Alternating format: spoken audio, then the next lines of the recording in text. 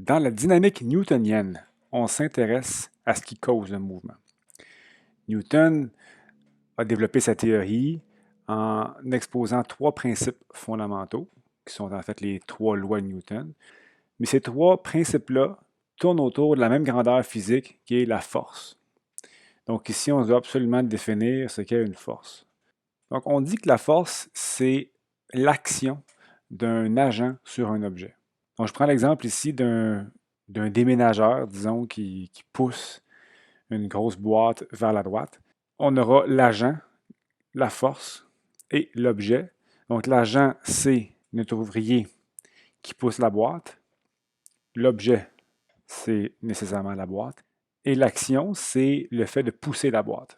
Cette action-là se manifeste par la force. Comment on fait apparaître la force? Ce qu'il faut faire, c'est prendre la boîte et de l'isoler dans un coin.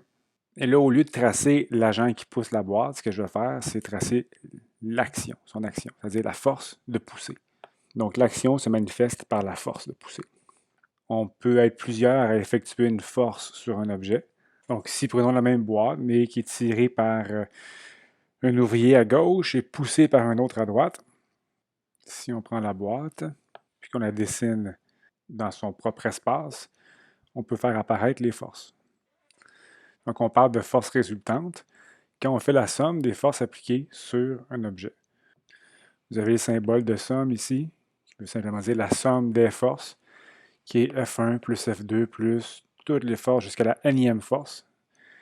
Et tout ça, on peut l'appeler aussi la force résultante. La force est une quantité vectorielle, donc il sera nécessaire de se faire un référentiel XY.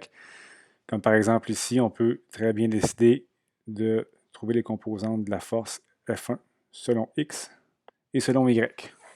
De cette façon-là, on peut faire la somme des forces et on aura une force résultante en X et en Y. Il y a un vaste répertoire de forces qui existe. En mécanique, on va en revenir souvent au même type de force. Sans rentrer dans les détails, je vais quand même vous montrer les forces qui reviennent le plus souvent. Premièrement, on peut faire la distinction entre une force fondamentale puis une force plus commune, si on veut, là, de contact.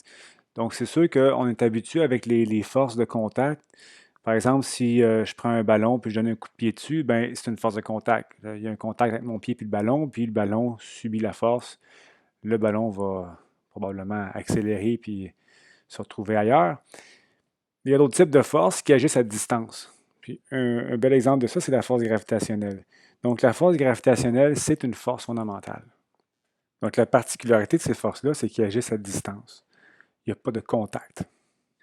Donc, près de la surface de la Terre, la force gravitationnelle, c'est moins mgj, toujours si on prend l'axe des Y vers le haut, mais on verra plus tard que l'axe des Y peut être orienté un petit peu n'importe comment, donc ce n'est pas nécessairement en J, on devrait plutôt dire vers le bas. Donc la force gravitationnelle est toujours orientée vers le bas.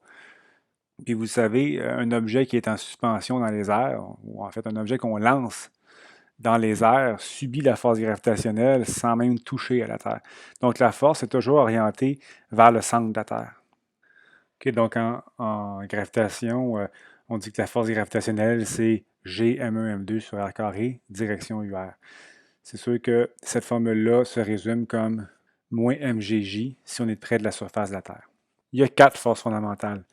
Les 3 autres, on ne les utilisera pas en mécanique, mais je vous l'ai dit pareil.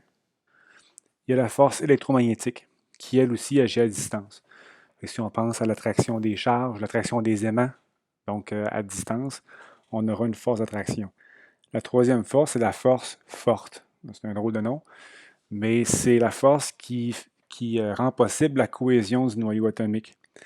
C'est une force qui se manifeste entre les neutrons et les protons, mais en fait, plus fondamentalement, l'attraction entre le neutron et le proton, en fait, c'est une force résiduelle qui est due plutôt à l'attraction entre les quarks. Donc, le neutron et le proton, les deux sont composés de quarks. Donc, il y a 3 couleurs de quarks, là. Couleur entre parenthèses, parce que c'est une façon de voir les choses. Ils ne sont pas vraiment colorés, mais il y a 3 natures, si on veut, de quarks. Donc, la force forte, c'est la force qui relie les quarks ensemble. Mais, même s'il y a de l'interaction entre les quarks du neutron et du proton, évidemment entre neutrons et protons aussi, ce qui fait que le noyau reste en cohésion. Le neutron et le proton sont attirés un vers l'autre. La dernière, c'est la force faible. La force faible est responsable de la désintégration radioactive de certains noyaux par un processus qui est assez spécial. Un noyau peut avoir trop de protons ou trop de neutrons, puis il devient instable. Puis pour remédier à ça, le proton peut se changer en neutron. Donc si on prend un proton, P, le proton peut se changer en neutron, mais il y a plein de principes de conservation. Il faut que la charge soit conservée. Donc il y aura émission d'un positron, c'est-à-dire un anti-électron, et d'un neutrino.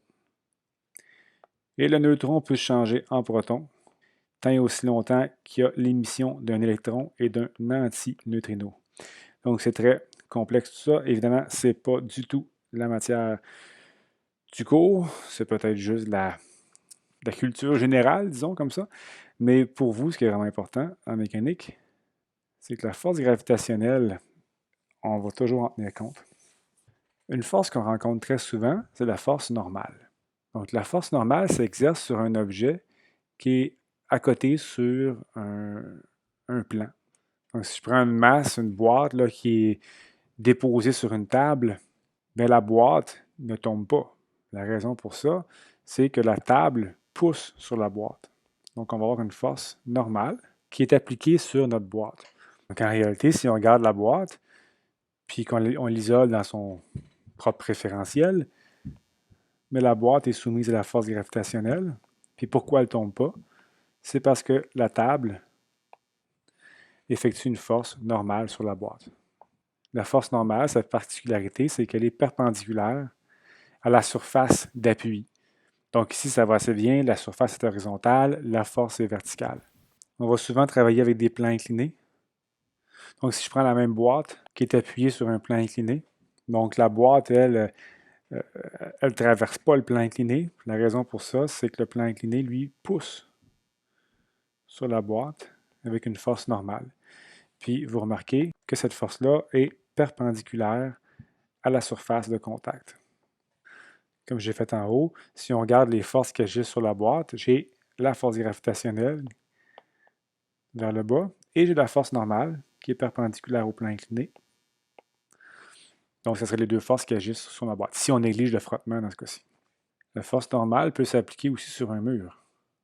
Donc, si je prends une échelle à côté sur un mur, j'aurai deux forces normales. J'en aurai une au sol et j'en aurai une au mur. M-mur. Donc, pourquoi l'échelle tient en place? Bien, c'est à cause de ces deux forces normales-là. Mais c'est sûr que, bon, il y a aussi des forces de frottement qui rentrent en jeu. Je ne les ai pas dessinées. Mais les deux forces normales sont Nm et Ns. Et dans les deux cas, elles sont perpendiculaires à la surface de contact. Pour ce qui est de la force élastique, donc par exemple, si je prends un objet et que je le comprime ou que je l'étire, que ce soit une tige, on aura une compression ou un étirement qui sera proportionnel à la force qui est appliquée sur l'objet. Tout ça est vrai dans la mesure où on est dans le régime élastique. Un dispositif qui répond vraiment à cette condition-là, c'est le ressort. Donc un ressort a la propriété d'exercer une force de rappel qui est proportionnelle à l'étirement ou à la compression qu'on lui donne. Donc si je prends un ressort qui est à sa longueur naturelle, ça veut dire qu'il n'est ni étiré ni comprimé. Donc je pourrais y attacher une masse, et puis je vais définir 0 comme étant un étirement ou une compression nulle. Donc, c'est la longueur naturelle du ressort. Si je prends la masse et que je pousse pour comprimer le ressort sur une certaine distance que je vais nommer delta x, qui pourrait correspondre aussi au déplacement. Donc, dans ce cas-ci, mon delta x il est négatif.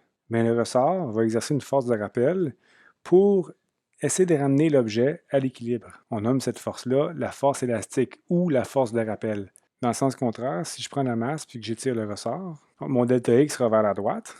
Donc dans ce cas-ci, je pourrais dire que mon delta x il est positif. Ma force élastique sera vers la gauche. Il se trouve que la grandeur de la force élastique est proportionnelle au déplacement de ma masse. Et tout ça dépend d'une constante qui est en lien avec la rigidité du ressort. Donc, cette constante-là s'appelle la constante de rappel. Donc, si je regarde la grandeur de la force élastique, ben, on aura la force élastique égale à K delta X, où K, c'est la constante de rappel du ressort. Les unités de K sont des newtons par mètre. Donc, plus K est élevé, plus le ressort est rigide, plus dur à comprimer. Et à l'inverse, si K est faible, le ressort est mou, il est facile à comprimer et facile à étirer. Donc, vectoriellement, la force élastique s'oppose au déplacement.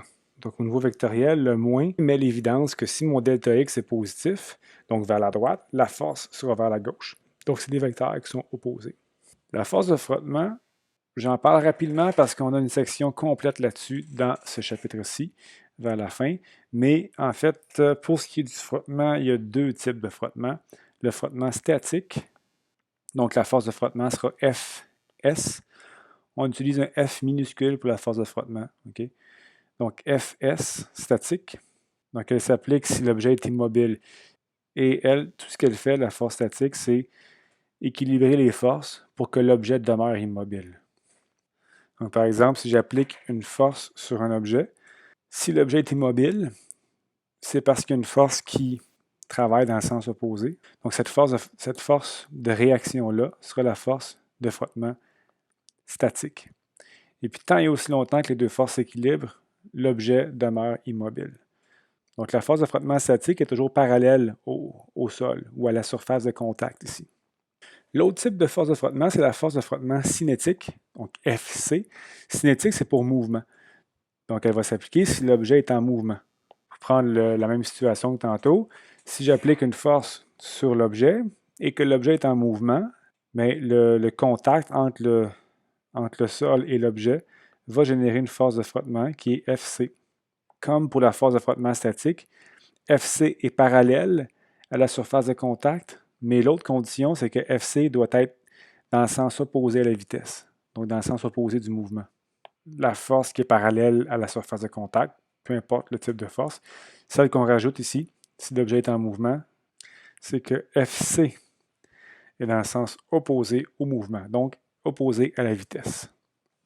Tension et compression, on va en rencontrer beaucoup. À chaque fois qu'on a une corde qui est reliée entre deux objets, ben, cette corde-là est mise sous tension. Puis en fait, cette tension-là devient une façon de transmettre la force d'un objet à un autre. Si c'est une corde, ben une corde qui n'est pas sous tension, elle devient molle. Donc, il n'y aura pas de tension dans la corde. On peut faire la même chose avec une tige. Donc, une tige, on peut tirer un objet, on peut pousser l'objet. Donc, si c'est une tige, on peut soit créer une tension pour tirer l'objet, ou on peut créer une compression pour pousser l'objet. Donc, on peut imaginer que j'ai une masse qui est tirée par une force F, mais en utilisant une corde. Donc, on tire sur une corde qui, elle, tire sur la masse.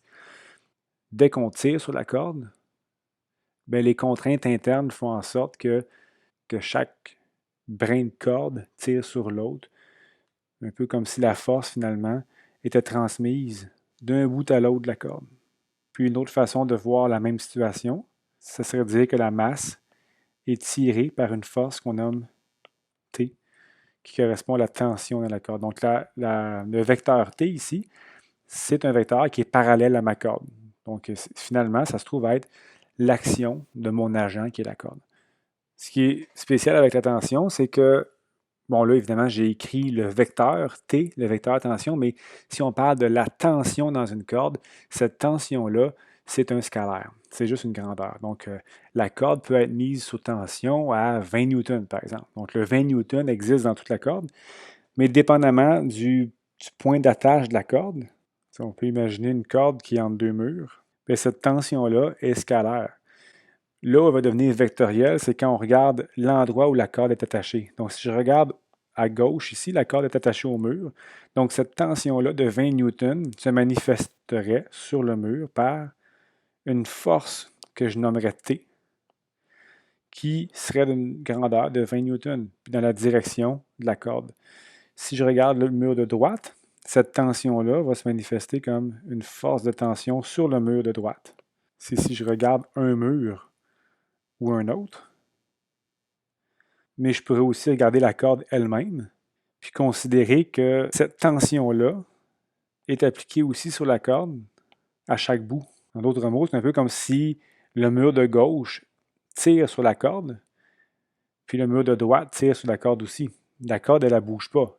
Okay? Donc, si elle est mise sous tension, c'est que cette tension-là se manifeste à chaque extrémité de la corde. Il ne faut juste pas faire le lien de dire que la tension, c'est 2 fois T à cause qu'on a une force à gauche et à droite. C'est faux. La tension est égale à T dans la corde. Et cette tension-là est en newton.